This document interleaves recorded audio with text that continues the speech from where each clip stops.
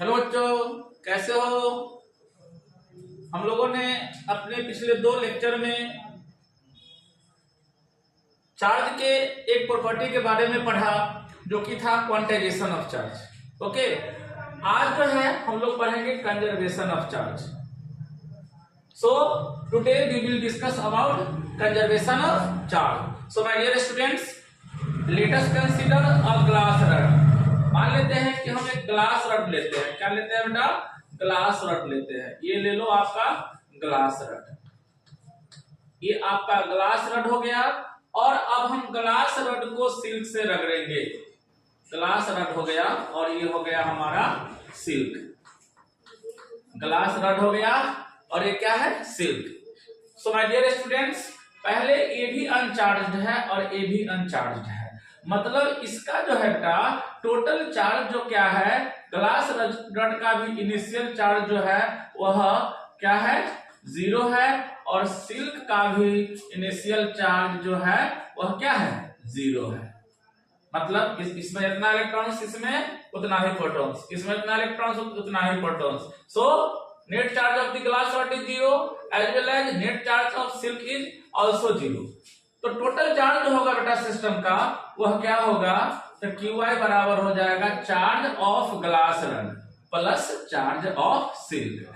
तो ग्लास का चार्ज है 0, सिल्क का चार्ज है 0, यानी टोटल चार्ज क्या है सिस्टम का? 0। यानी हमारा ग्लास रड और सिल्क मिलकर एक आइसोलेटेड जो सिस्टम बनाया, उसका नेट चार्ज क्या हुआ? 0 हुआ।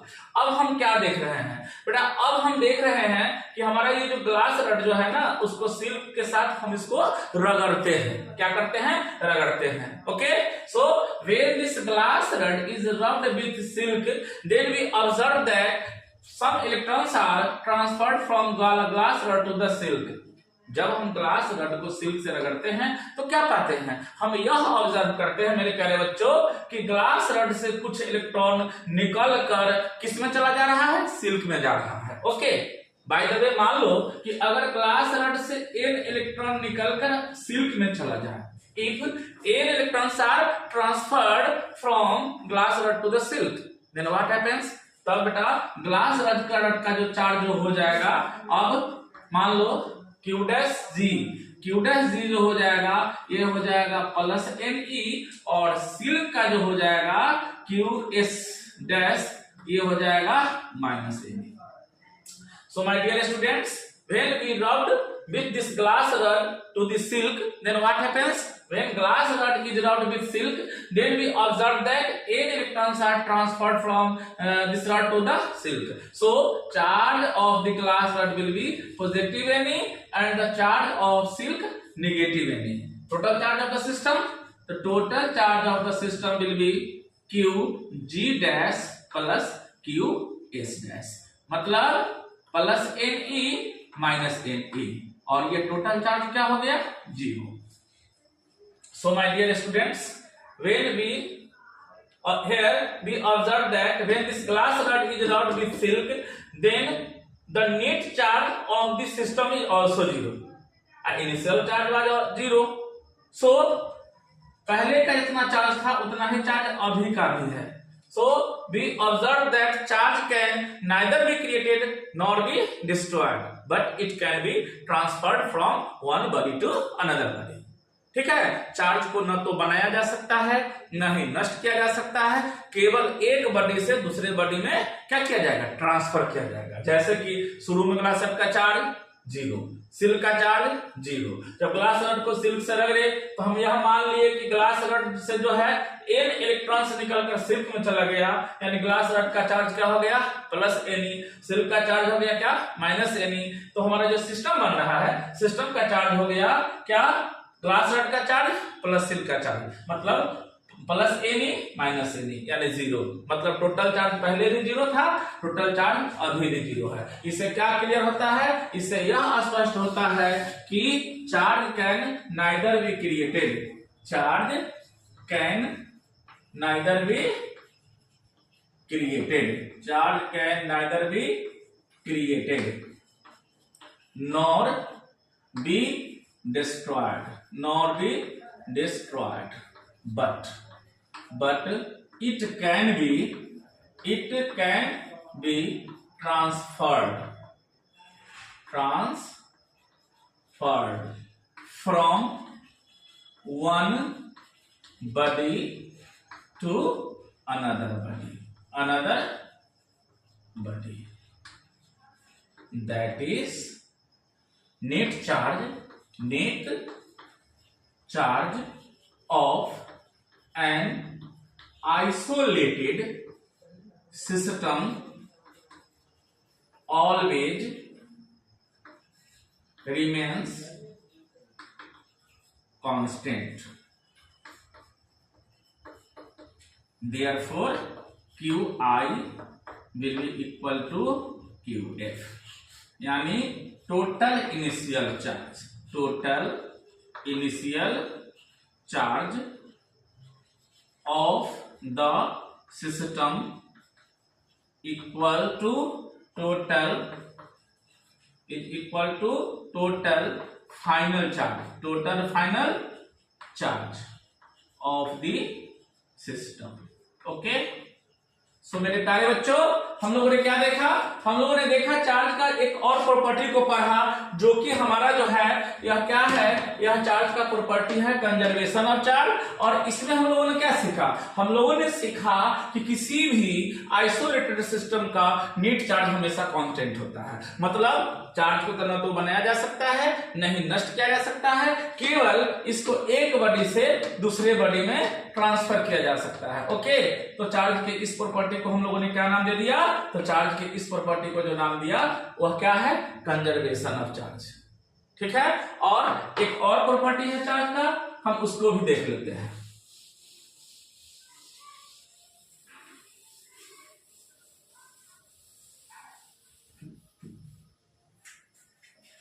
फाइनल प्रॉपर्टी जो है हमारा चार्ज का, जो नेक्स्ट प्रॉपर्टी है वह है आपका एडिटिविटी ऑफ चार्ज.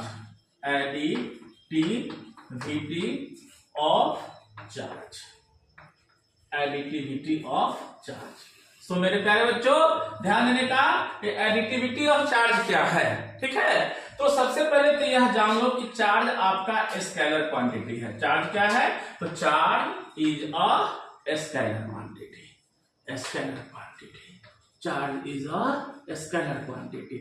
तो यहां से तो आप समझिए गए होंगे कि चार्ज स्केलर क्वांटिटी है, मतलब इसमें केवल मैग्नीट्यूड होगा, इसमें डायरेक्शन नहीं होगा. ओके, तो आइए, स्केलर क्वांटिटी है तो क्या होगा? तो मेरे प्यारे बच्चों, अब ध्यान से देखो, हमने एक सिस्टम बनाया. हमने क्या बनाया? एक सिस्टम बनाया. और मान लो कि ये सिस्टम में n पार्टिकल्स है. कितने पार्टिकल्स है? n पार्टिकल्स है. पहला है Q1, दूसरा है Q2, तीसरा है Q3, चौथा है Q4, पांचवा है Q5. इस तरह से सो मेनी पार्टिकल्स जो है इस बॉडी में है या इस सिस्टम में है. अंतिम जो चार्ज है उसको आप मान लो Qn. ओके, तो हम आपसे अगर पूछे कि बाबू बताओ कि इस सिस्टम का जो टोटल जो चार्ज है ना वो कितना होगा. ठीक है, हम आपसे पूछे कि इस सिस्टम का टोटल चार्ज कितना होगा, तो आप क्या बताओगे? तो आप बोलोगे कि सर यह सिस्टम का जो टोटल चार्ज होगा वह क्या होगा कि सब चार्ज को आप जोड़ लीजिए. ठीक है, सब चार्ज को हमको क्या करना है? जोड़ना है. तो कैसे जोड़ना है? तो इसका हमको अलजेब्रिक सम लेना है. क्या लेना है बेटा?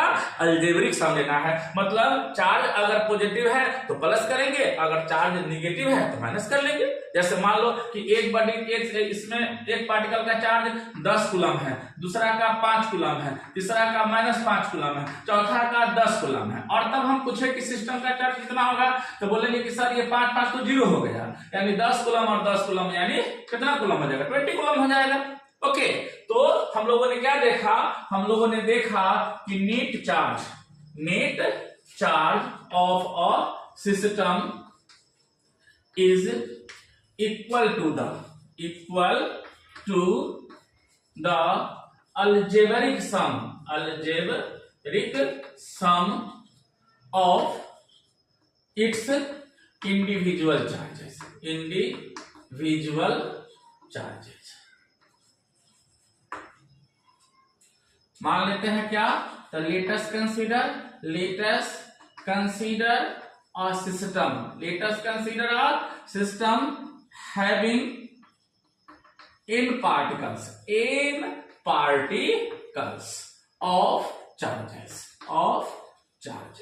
क्या क्या, तो Q1 Q2 Q3 dot dot Qn। तब क्या हो जाएगा बेटा, तब हो जाएगा आपका net charge of the system बराबर क्या हो जाएगा बाबू, गौर से देखो, तो ये हो जाएगा Q will be Q1 plus Q2 plus Q3 dot dot Qn।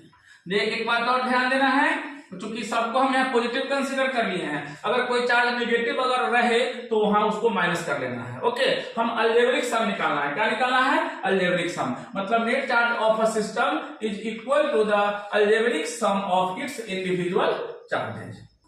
ठीक है, तो मेरे प्यारे बच्चों ध्यान देने का, जो हम लोगों ने चार्ज का जो प्रॉपर्टी देखा उसमें पहला प्रॉपर्टी यानी प्रॉपर्टीज ऑफ जो चार्ज हम लोगों ने देखा उसमें क्या देखा, तो चार्ज का पहला प्रॉपर्टी है क्या है बेटा, तो charge is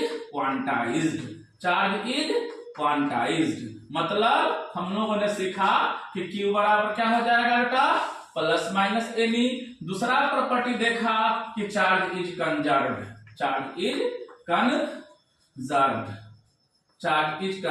that is total initial charge बराबर टोटल फाइनल चार्ज। और तीसरा प्रॉपर्टी देखा कि चार्ज इज एडिटिव, मतलब यानी क्या हो गया, दैट इज Q बराबर Q1 plus Q2 plus Q3 plus dot dot Qn। मतलब हम अपने एनसीईआरटी के बुक के हिसाब से देखे, तो हमारे 12th क्लास में यही तीन प्रॉपर्टी पढ़ना था। क्या क्या पढ़ना था बेटा, तो पहला charge is quantized, charge is conserved, charge is additive. External property भी कुछ है, जैसे कि है मान लो कि नेक्स्ट हम देख रहे हैं 4 नंबर में, क्या देखेंगे कि चार्ज